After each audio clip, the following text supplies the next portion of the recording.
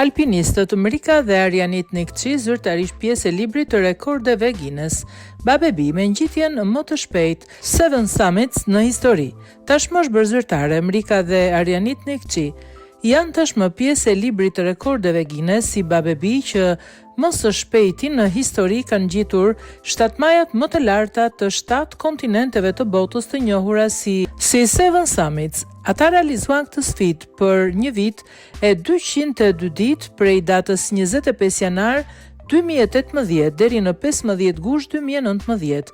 Ky vlerësim botror konfirmon arritjen e jashtëzakonshme të dy alpinistëve shqiptar, të cilët brenda vetëm kësaj periudhe kohore ngjitën majat më të larta të çdo kontinenti: Everest, Aconcagua, Denali, Kilimanjaro, Elbrus, Carstens Pyramid dhe Vinson Massif.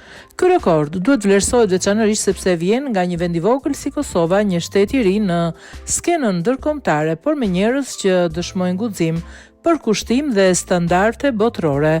Për shqiptarët kudo që janë, ky sukses është një burim krenarie dhe frymëzimi, duke treguar se asnjë ëndër nuk është e paritshme ku mbështetet me vullnet dhe për kushtim.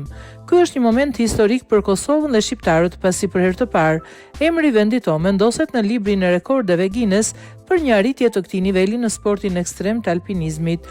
Ky rekord është një dëshmi e fuqishme e potencialit dhe vlerave që populli shqiptar përfaqëson në botë.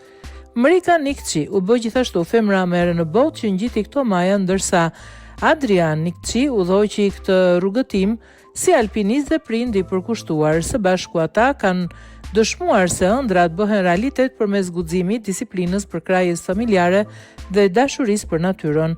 Kjo është një mirënjohje që shkon për të gjithë ata që besuan në rrugëtimin ton dhe një mesazh për të rinjt. Vendosmëria dhe pasioni mund të tejkalojnë çdo kufi, tha Mrika pas konfirmimit të rekordit.